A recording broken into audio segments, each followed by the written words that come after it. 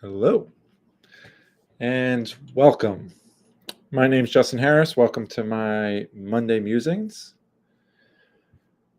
We are going to get right into it because USA is playing Belgium. They're already not doing so hot, so we shall see.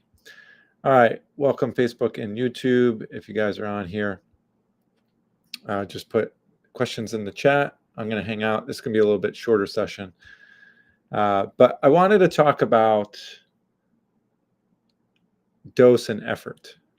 And I'm currently building out our talking points and slides for our New York City Marathon group coaching. But we have awesome partnership that we'll be talking about a little bit more and different stuff.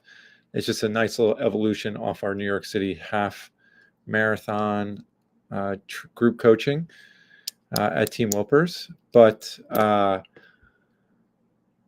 I'm going to get into one of the biggest misconceptions about training plans, and certainly ones that you're just purchasing and a static plan and running on your own. And it's not has nothing to do with the plan itself. It has everything to do with your approach to it. But before I get into that, I'm Justin Harris. I have 20 plus years of racing and coaching experience. From beginner athletes to Olympic medalists, in speed and power sports to endurance sports.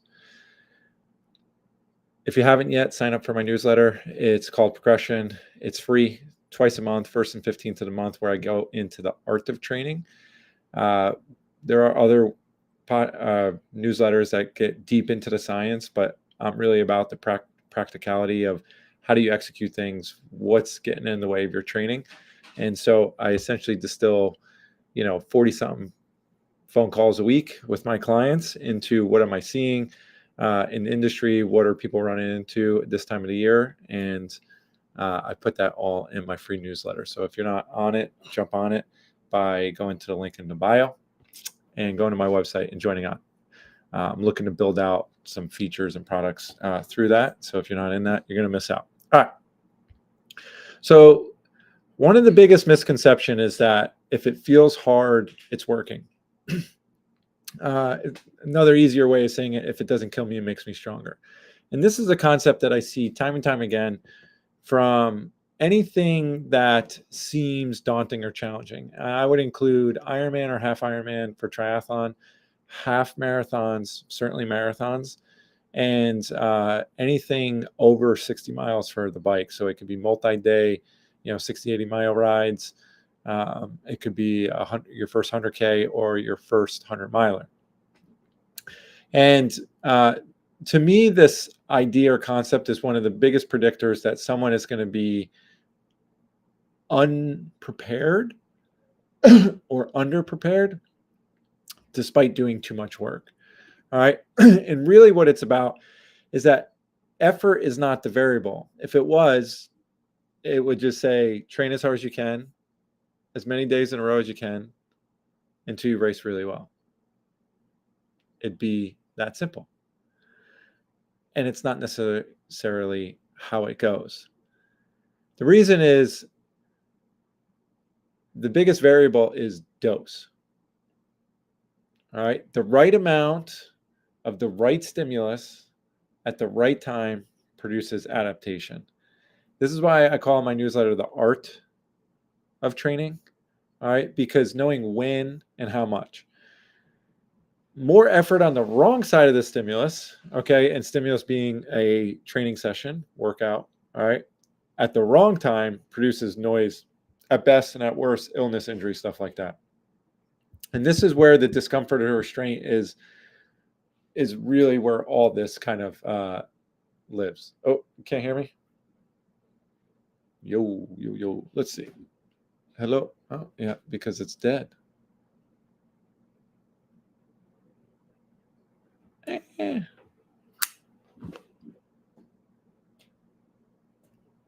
All right, can you hear me now? We're going to have to go no mic. This is for the pod, for the stream. Let me know if you can hear me.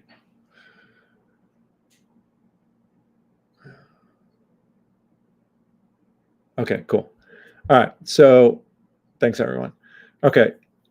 So effort is not the variable, dose is, right? So the right amount of the right stimulus at the right time has more to do with intelligence than effort. It has more to do with confidence than insecurities. All right. More effort on the wrong side of the stimulus at the wrong time produces noise. All right. So, why is this the case and what does it look like? And really, to me, it's like a real tightrope that we need to walk for training. One little lean towards too little and one lean towards too much seems like they're equidistant from each other, right? Like either way, I'm not going to be perfect in the proper dose. And to me, we have this saying, we'd rather be a mile short than an inch over. All right. And so really it's a skewed kind of tightrope in that sense, but we're looking for the right dose. All right. So like I asked you, this question is like, what in this week's training or last week's training, what are we trying to absorb? All right. And can I actually absorb it right now? And what does absorption really look like? Right. And I would say the way you're absorbing it is you're tired but not exhausted. You're motivated to train versus highly unmotivated. You don't even get out. And there's some tricky spots with that because fatigue's related into it. So it's all about finding the right dose. Okay. And when you're working with a coach, this is still can be challenging, right? A coach is trying to find like what's the right dosage for you given where we've been, where we're currently at, and where we're going. All right. So there are some times where I push my clients out of their comfort zone, but that's far out from a race. Okay. So, yeah, effort versus dose. If it was all about effort, it would be the easiest thing in the world and I'd be out of a job. But it has very little to do with effort. It has more to do with constraint, resilience, commitment, confidence than anything. So, with all that said, wondering who's watching the soccer game. I'm going to put it on here in a minute. Just saying hi to everyone. Shauna, what's up? Karina, what's up? Nicole, what's up? Alex, how you doing? Nazreen, Kimmy, Kimberly. So I'm curious about effort and dosage, how you look at that. Do you base your training on how much effort you put in and whether you put in a lot or a little? What have you learned about effort? Has it gotten you in trouble before? Oh, hi, Hannah. Hi, Nadia. Hello.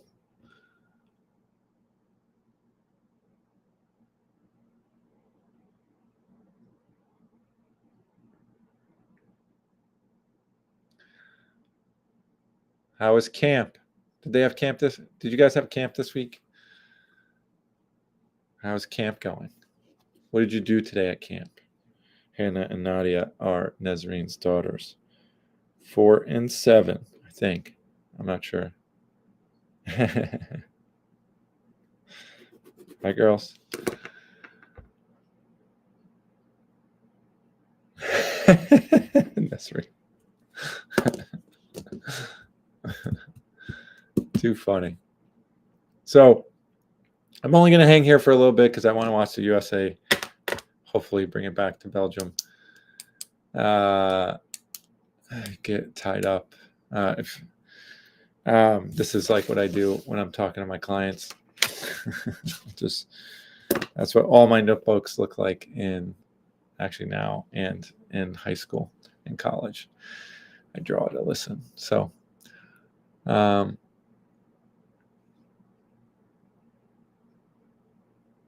yeah, effort versus dosage. Like we're building, we're going to build a 16-week plan. My concern is that people are just going to hammer themselves into the ground. And that is going to be a big point to get across to them is this concept or idea that, your value is not whether how hard you went, really is the reason why this, my programs are built differently, and is it requires like a certain level of like constraint, and from that we stay healthy, and then we gain confidence, and we go from there. So yeah, and this happens across all the board with anyone. If you ask a strength coach or a personal trainer about effort versus dosage, um, you'll see clients just put in a ton of effort sometimes and not really get anywhere, right? It's about applying that effort at the right time in the right way. To me, it's the difference between like going into a buffet hungry versus like fine dining. All right, you go into a buffet, you slam a couple plates. This is how people start training plans because there's a lot of motivation. They're all excited. Let's get after it. But results really come from long-term commitment and chipping away at something, right? And so, what's up, Suzanne? Is this Suzanne? I think I know. Oh, hello, Suzanne Miranda. How you been? I went to high school with Suzanne. What's up, Claudia? Suzanne, I've seen through your stuff. You're training clients and stuff now, or have been.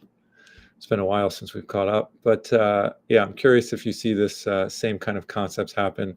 People blow it all out in the first couple of weeks, and then they run out of steam.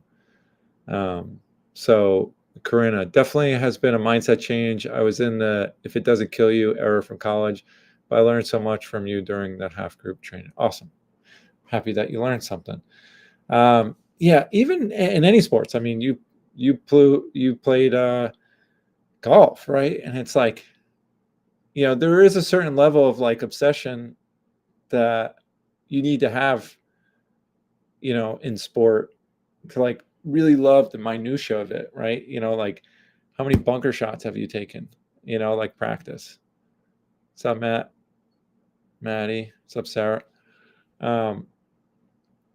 Like how many chip shots, how many putts, how many, blah, blah, blah. It keeps going on. But like sometimes it's like, as a coach, I would tell my athletes, like, go home, go do your homework. Like, go to dinner a little bit earlier. There's a certain point where, too much effort right before the big races just doesn't really pay off. What's up, Tom? Welcome to Monday Musings. Everyone's jumping on. I thought everyone would be watching the U.S. game. Or maybe everyone's like sitting down, relaxing at home, and flickering through Instagram. But we're talking about effort versus dosage. This idea that effort is really not the key variable in successful training. It's really finding the right dose and applying that. So this is why coaches are like super important. And I'm tooting my own horn here. Yeah, diminishing returns, right?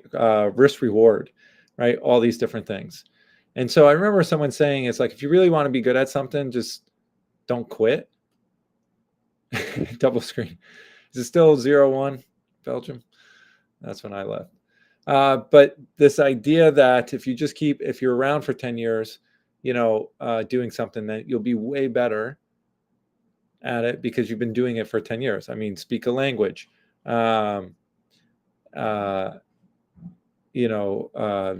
Art. I did this with coding. I'm still not great at it because I didn't commit 24/7 to it. Ugh. Man, high scoring game. Stuff, Callan. All right, maybe at least we scored something. Anyway, yeah. So diminishing returns. It's like super important and super vital to like consider. And I think certainly when people get more insecure about events, so I'm talking about when it's what's up, Cam? When we're really talking about like the marathon or 100-mile bike ride or 70.3 or Ironman, these distances really invoke awe and fear in people. What's up, Christy? And so what ends up happening is, I talk about this time and time again. It's like, I'll do whatever it takes. And when people hire me, and I'm not cheap, when people hire me to like coach them, and I'm like pulling the reins and going easy, easy, easy, easy, like I call it the freak out zone. People are like, what? Like, I'm training for a marathon. Like, how am I supposed to run faster? Like, I don't understand how I'm going to go faster by, doing less. And really it's finding the right dose and playing with this like density equation, right? Density equals the product of frequency, how many sessions per week, volume, the duration of it, and times intensity. And just playing around with those, variables, we can make something really dense, but not exhaust you, right? And so the long runs like build slowly, steam. Same with my long rides. Like, people are like, I haven't ridden the distance yet. It's like, we'll get there. We'll get there. So it's like anything. It's all about timing. You're better to time and put, a medium weight session in than to just go all in and just effort, effort, effort, effort, effort. And listen, we pride ourselves in, how much effort we put into things, but effort doesn't always guarantee the best return. Warren Buffett talks about it, like, when there's blood in the streets, that's time to invest. And he's historically, held his money out. And then when things are bad, he comes in and buys good companies for super cheap. He's using his energy, which is capital, money, and waiting to deploy it at the right time. Now, there's the rest of us who like dollar cost average in, like I do. And so that's about consistency. I'm just going to keep chipping away at these things, right? So there's different views at it, and it's really kind of these unifying principles. Effort is required, don't get me wrong, but it's just not the key variable. So curious to how everyone's 4th of July was. We had some crazy bad storms at the end as I was driving my wife home from work because she had to work, nurse it up. Every other holiday type deal. My mom got stuck. My mom and stepdad got stuck on a road between two trees. Like, it was like insane. I've never driven in anything like it. Yeah, it was hot. Did you any tournaments, Karina? Let's see. Facebook, Instagram. As you guys are watching, you have comments, let me know. Oh, what's up, Maddie? Yeah, we didn't lose power, fortunately. Oh, yours was a snore? Yeah, sometimes it's good to chill out. I feel like everyone's like, go, go, go, go, go. I got a lot of clients who've like been traveling a bunch, and they're just like, I just want to sit and stay. One weekend in the city for me is like, I'm good for a while. Maddie, did you get power back yet? You said Tuesday or Wednesday.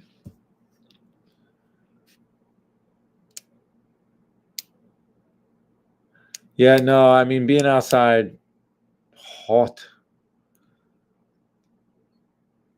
I had to do some work outside, and it was brutal. Brutal. And look at me. Now I'm like, today's raining and cool, and I got a hooded sweatshirt on. Yes, lucky.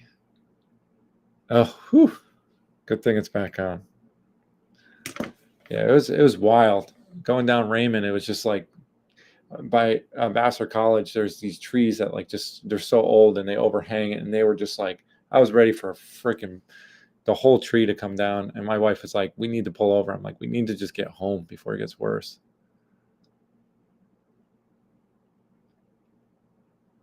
Yeah, tonight I'm cold too. So anyway, all right. I'll hang out here for a couple more minutes. If people have questions about training, racing, if you're curious about anything about me. I just say that like, I'd rather you guys ask training questions, but some of you guys are new here, or I haven't chatted with you in a while. And so, yeah, it's a good opportunity to connect with y'all. So if you haven't yet, sign up for my newsletter. It's in my bio. It's free, twice a month, 5-minute read, art of training, 20 plus years of racing and coaching from beginners to Olympic medalists. Get on that, because as I build it out, I'm looking to do more stuff with just that unique community. So we'll go there. Oh, thank you. Thanks, Suzanne. Yeah, I had a good time. Appreciate my clients. How do we help Callan with win high rocks? That is a good question. What do you think, Callan? What is it going to take to get you to win a high rocks event? See, find a sugar mama, quit work, train.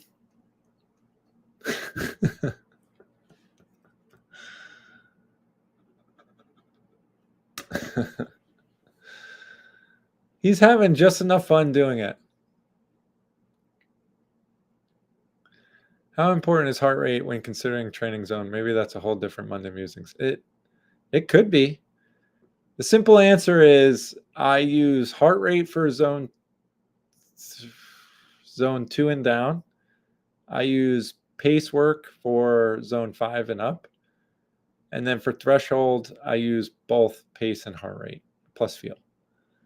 Because each one of those have pros and cons. And so I just try to use the pros for each of them and to eliminate some of the cons. So for aerobic running, it's your heart rate output considers your fitness, your fatigue, the weather conditions, the terrain. And so it's just easier to ensure you're in that right zone. And then, but it's not great for like short intervals because it lags. It takes a little while to catch up. So this is why pace is super helpful. So see it as like a spectrum, basically zone 3 and down is heart rate, with zone 3 being like, I still write it based on pace, like marathon work, steady state tempo stuff. And then threshold, I do pace, and then I ask my clients to be curious, like pay attention to their heart rate.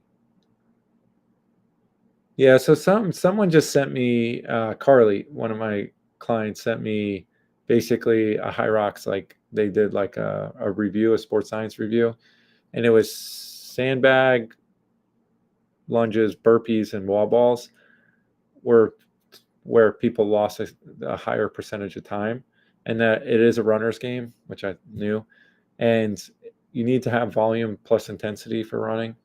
The sled and weighted stuff is, people don't lose too much time there, so you just got to be able to do it. Yeah, I think it's going to be a wet one tomorrow, Claudia. All right, nighty night. Have fun. Yeah, so that's the easiest way to do it, because if you're at altitude or you're in Florida, or it's windy out or it's hilly out, like an aerobic run, to ensure you're really maximally getting mitochondria density plus capillary bed development. Yeah, that's the way to do it, is the green zone. However, someone did share with me a lit review on high intensity training, and it does help with mitochondria density, but it doesn't help with capillary bed development. So you kind of get one with the intensity, and but it also doesn't account for like the musculoskeletal load, which I think we need to keep into consideration. So, yeah, hopefully that answers your question. All right. Stay on for like another 5 minutes. Any other questions, curiosities? Yeah, this Sunday we kick off our group coaching. I got a wait list going on. I feel bad. Some people got some great races.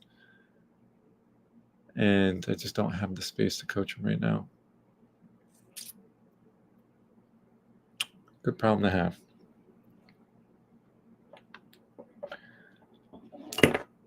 Maybe that'll force my clients to like listen to me more. What's up, Roberto?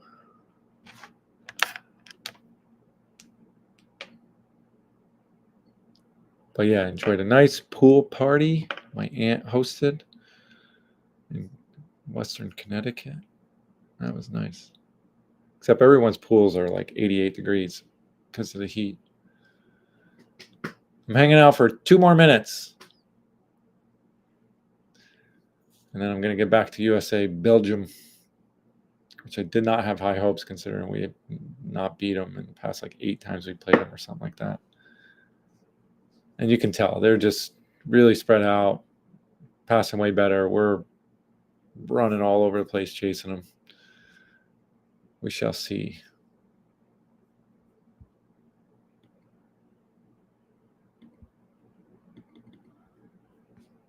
All right. Cool. Well, I appreciate y'all. Short, quick one today. Hope everyone had an enjoyable 4th. 250 years as a country. Pretty crazy. Man, we're not perfect, but having traveled all over the world in a lot of different places, it is a pretty great country to live in. Everyone has their issues. Hopefully we'll figure out ours sooner than later. But appreciate y'all. And I will see you next